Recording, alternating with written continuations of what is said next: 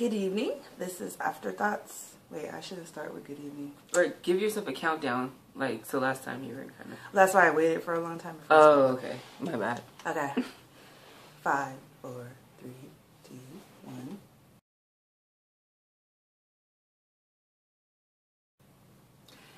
1.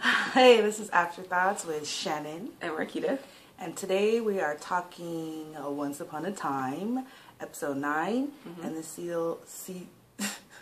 this episode is titled Save Henry. So we see in the beginning of this episode, Regina and Rumpelstiltskin are having a conversation. This is a flashback sequence wherein Rumpelstiltskin was still trapped behind bars before the curse occurred. And he's pretty much telling Regina, yeah, you did this and that, but you're going to call upon me after this curse is enacted, because you're going to need something to fill that hole that you have in your heart. So she pretty much walks off like whatever. And then we find out that this episode really talks about the adoption of the background story and the adoption of Henry. You have anything to add? No, so far, yeah, exactly.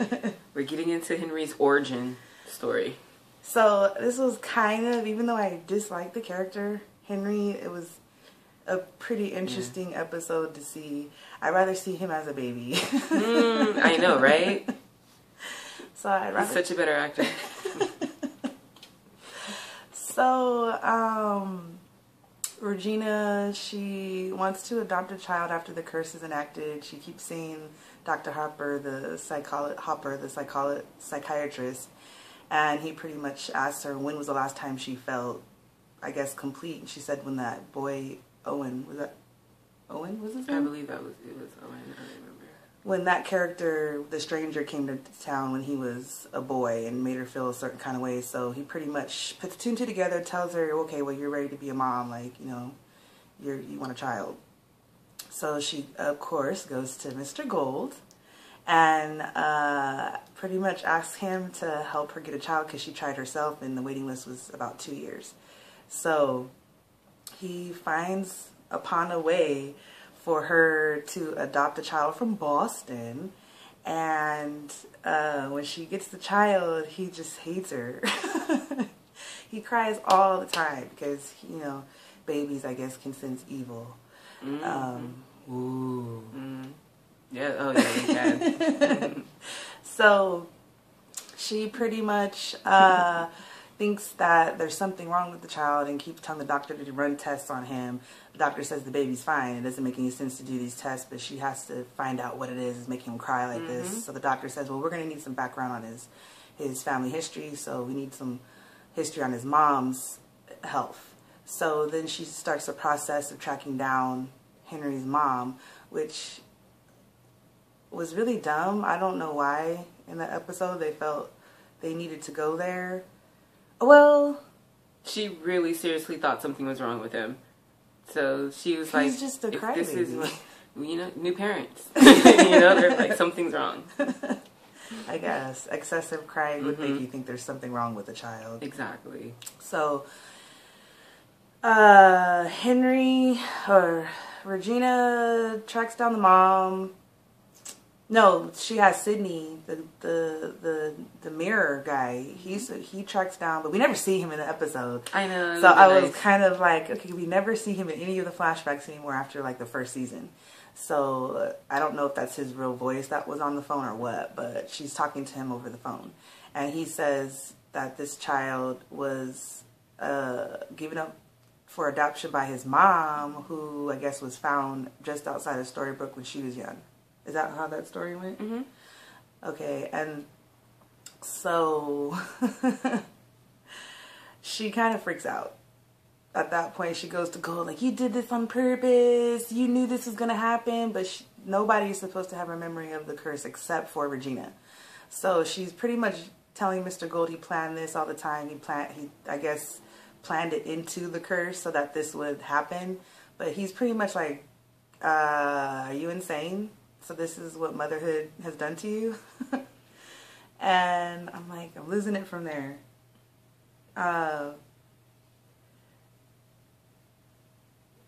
Dude. Oh. Help me. Well, okay. So after so Regina knows that Mr. Gold is kind of playing stupid because he's acting like he doesn't know, where the kid came from, when we all know he knows because we've seen the season 1. Okay, I forgot. So he does know? Yeah, well, we know that he knows. Yeah, well, we found out in season 1 that he does know. Oh, so he does remember. Yeah, and they did, because I was wondering what they were going to do, because they made it seem like that's how Regina found out. She found out during season 1. So that's why this whole episode, I was like, okay, I'm going to see how they're going to tie this back in. Yeah. So those were the flashbacks. We see, in the flashback series, Regina finds that out, and then she, just to sum up with the flashbacks, so to know the backstory, after she finds out, she ends up ready to give Henry back, takes him back up there for adoption, and changes her mind. She has a mommy moment, and then she takes him back home and decides that she's going to raise him no matter what. The only thing that was holding her back was the fear of his mom, the savior, coming back. So she drank a potion to forget, and now she's happy mom again. But then we see the other family who was trying to adopt Henry as she was giving him back. Once she decides not to give Henry up, they shoot to the 2 parents of the same gender. And it's Wendy's brothers, Michael and Jonathan, trying to adopt the baby to take him to Pan. Back when he was a baby. So 10 years ago? 10 or 11 years ago. 11 years.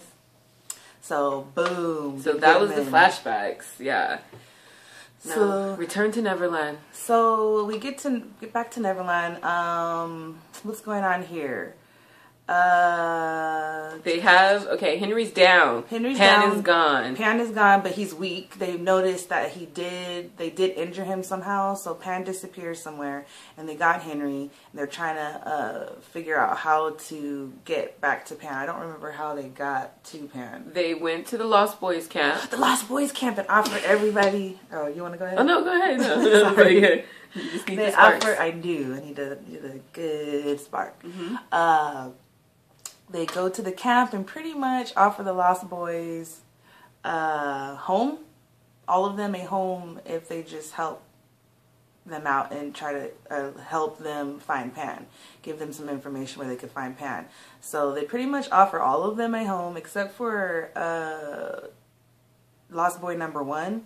He's still gung-ho, I'm Pan's, right-hand man. So, but he still comes anyway. So the young little Lost Boy offer, well, if you give all of us a home, then I'll tell you what you need to know. So they tell him where to find Pan. I guess it's the tree that Pan climbed the tree that he first climbed up when him and his son Rumpelstiltskin first came to Neverland. I guess he found the shadow talked to him. I think it was that tree. Was it that tree? Yeah, the tree where he gave up his son. The tree where he gave up his son.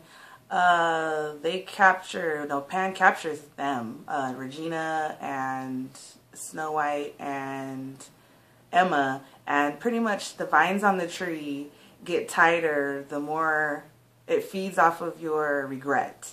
So anything you regret in your life, the tree will keep you there and it gets stronger. So then we flash to Regina, who pretty much regrets 0 in her life because what she said, it makes total sense. She said, I regret nothing because everything led me to my son. So that's the reason for the season. They're here to save Henry, so she doesn't regret anything because in the long run, she had to do all those things, because if all those things hadn't happened, if she said she murdered, she killed, she maimed, whatever, and it all led to her son. So she was pretty much able to break free. She was able to flex and bust out of there and grab the heart out of Peter Pan, ripped his heart out, and they now have the box, Pandora's box, and Henry's heart. And at this point, Pan is just like on the ground. So they run back to Henry and boom, put his heart in. Regina casts a spell over his heart so that he will never have to worry about anybody taking his heart again, some type of protection spell on his heart. So he's there laying down. They have their little moment of reconciliation. So I guess hopefully when we get back to Storybrooke, he won't be such a little fart-faced kid to Regina. And, stay at both houses. You got 2 homes. You don't have to just stay with Em all the time. She's just your mom right now. But that's neither here nor there. Sorry. Are you going to talk? Oh no, I'm waiting for you. You're just looking at the story. No, go ahead. And then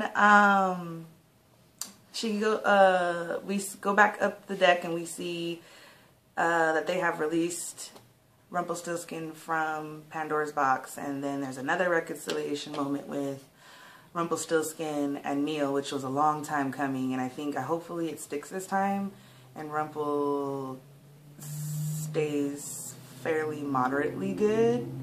So we won't know yet, but I was quite happy to see that father-son moment. Mm-hmm. It was a long time coming. And then we shoot to Peter Pan again has somehow appeared on the boat in Henry's chambers and tries to snatch his shadow from him. First he tries to take his heart, realizes that there's protection spell on it, then goes through his back and tries to snatch his shadow out. And Rumpelstiltskin, was Regina there too? Mm-hmm. Rumpelstiltskin, oh yeah, Regina and Rumpelstiltskin come running down. Rumpelstiltskin has the box, pretty much pushes the button and tries to suck Peter Pan into the box, and he's trying to tug of war with the shadow. All in all, something happens where I remember the eyes did flash. Mm-hmm. The eyes flashed. Mm-hmm. Henry's eyes flashed, or the shadow's eyes flashed, and Pan's eyes flashed. Pan's and Henry's. Their eyes flashed. I didn't know what that meant at the time, but I was like, oh, okay. The shadow's going back in, that's what it means. But so Pan gets sucked into the box, boom, all is great, everybody's happy. They use Pan's shadow to Regina puts some type of spell on it, and it is sucked into one of the sails, and now there's a black sail on the Jolly Roger, and it's able to fly like the Pegasus the Pegasus sail. Brain fart. So it's fine. They're flying back to Storybrooke. Then we see what's his face? Henry come up on the deck talking to his father Neil. Neil's like, you have a dad now, don't worry about anything. And then at that point, what did you notice? Because you had said that you noticed, you said when their eyes flashed. Oh, okay. Yeah, when her eyes flashed, I was like, okay. And Henry was he wasn't acting like Henry when he came up on the deck. Oh, so I already knew, like, okay, body switch. Yeah, she was like, is he possessed? And I'm like, what's she talking about? And then when he goes to talk to Lost Boy number 1, oh, hard ass over there. Second in command. Yeah, and he pretty much, he's like, Pan never fails. So Lost Boy number 1's looking at him like, huh? You're, you know, that whole thing. And no, then, he was pretty road dog with it. He's like, you don't know what you're talking about. You're gonna die. You know, you defend everybody. You know, he was very loyal. Yeah, very loyal. So Pan knows. Mm-hmm. I was like, well, at least Pan knows that this fool would die for him, and the only Lost Boy to stick with Pan. But whatever, I can't remember verbatim what Pan said as Henry to Lost Boy number 1, where Lost Boy number 1 was like, oh, you're Pan. So at this point, there's a switcheroo happening. Henry is now in the box. And we shall see how this plays out in Storybrooke now. They're coming home. With episode 9, so I believe we're only a few episodes away from a little bit of a break and a story change. So we'll see what happens. But Peter Pan is not gone. We still have him for a little bit longer. Yay. And but see, again, this little kid, what was his name again? Something K? Robbie K? Oh, yes, Robbie K. You can like when he's weak, like when he was strong during this season, you can tell he had this fire in his eyes. And now that he was weakened, you can really see he plays that out really well. He's a great actor. He's a really great. Love him in the role of Pan. Actor. He does a great job. So I like to see him. I can't wait to see Robbie K playing Peter Pan, playing Henry, or Robbie K playing Henry, or Peter. Like I can't wait to see that. And then Marquita, you said you couldn't wait to see what's his name, Henry playing something else. So we're going to see Henry with the little diabolical side. We'll see this actor. I don't even know the guy, the little kid who plays Henry. I don't know his name. But now we get a chance to see him do something not annoying. And he's probably going to mess up at that. But you know what? Another big part in this episode, everybody finds out that Pan is Rumpelstiltskin's father. And actually Pan tells him himself when he has them tied to a tree.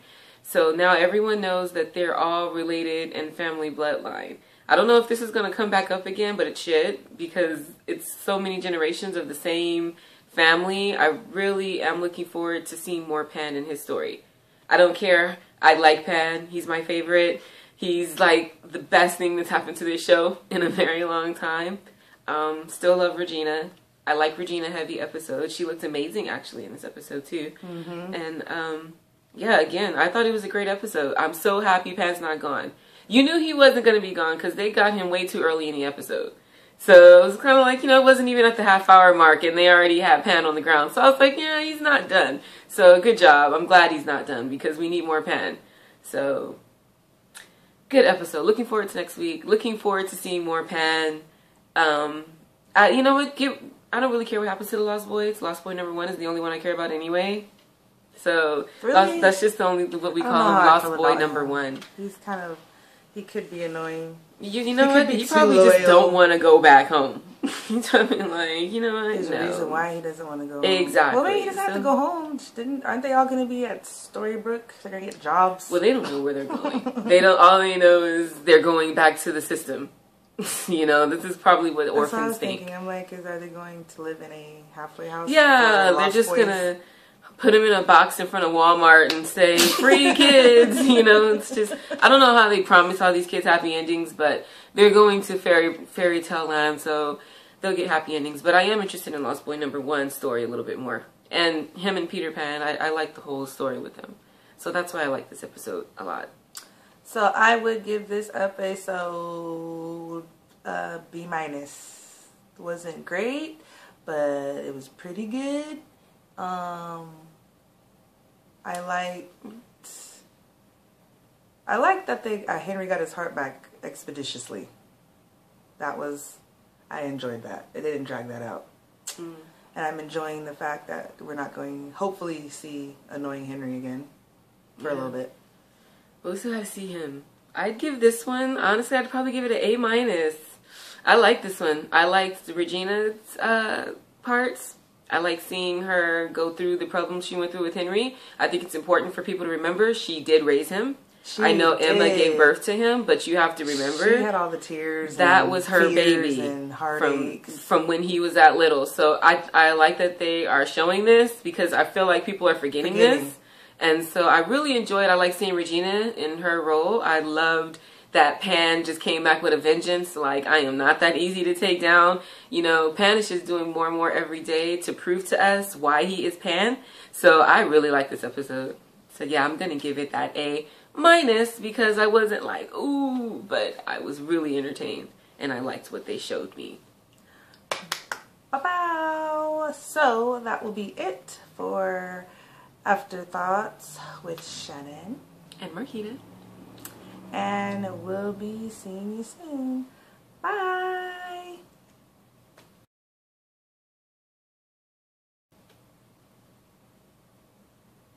And cut. How long did it do? It's going to take forever.